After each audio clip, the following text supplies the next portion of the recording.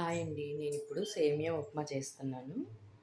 కావాల్సినవి సేమియా, పచ్చిమిర్చి ఒక 2 ముక్కలు కట్ చేసి పెట్టుకున్నాను. కరివేపాకు కొద్దిగా, ఒక 2 స్పూన్లు శనక్కాయ పప్పు, తాలింపుకి పచ్చిశనగపప్పు, మినపగుళ్ళు, జీలకర్ర, ఆవాలు.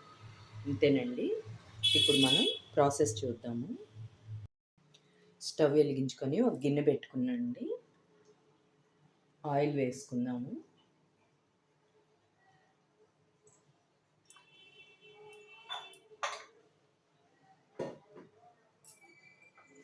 ఆయిల్ కొద్దిగా హీట్ అయ్యాక శనక్కాయ పప్పు వేసేస్తున్నాను.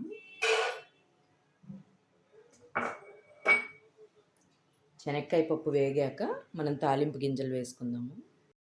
శనక్కాయ పప్పు కొంచెం వేగిపోయినాయి కదండి. ఇప్పుడు మనం పచ్చిశనగపప్పు వేసేసుకుందాము.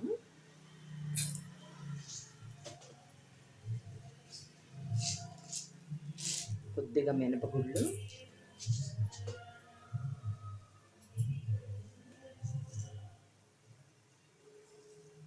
కొద్దిగా జీలకర్ర, కొంచెం ఆవాలు, తాలింపు బాగా వేగనిద్దాము. ఇప్పుడు కరివేపాకు వేసేద్దాము. పచ్చిమిరపకాయ ముక్కలు కూడా వేసేస్తున్నాను.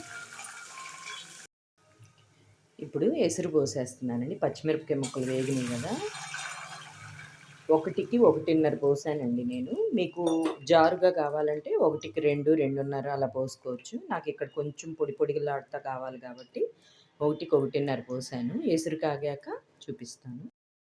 తగినంత ఉప్పు కూడా వేసేస్తున్నానండి. ఇదిగోండి, ఎసురు మరుగుతుంది కదా, ఇంకా స్టవ్ తగ్గించుకొని సిమ్లో పెట్టి సేమియా వేసేసుకున్నాము.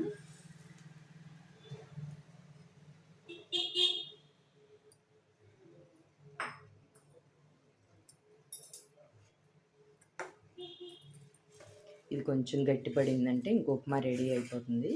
ఇందులో టమోటా కూడా వేసుకోవచ్చండి. Carrot, tomato. ఒక్కోసారి నేను టమోటా వేస్ట్ చేస్తాను. ఇప్పుడైతే నేను టమోటా లేకుండా ఓన్లీ సింపుల్గా, హడావిడి లేకుండా సింపుల్గా చేసేస్తున్నాను. నాకు ఇలా అయితే చాలా ఇష్టం సేమియా ఉప్మా. ఇదిగోండి, నీరంతా ఎగిరిపోయింది, దగ్గర పడిపోయింది మొత్తం. ఈజీగా సేమియా ఉప్మా రెడీ అయిపోయింది. ఇంకా స్టవ్ ఆఫ్ చేసుకొని బౌల్లోకి తీసి చూపిస్తాను.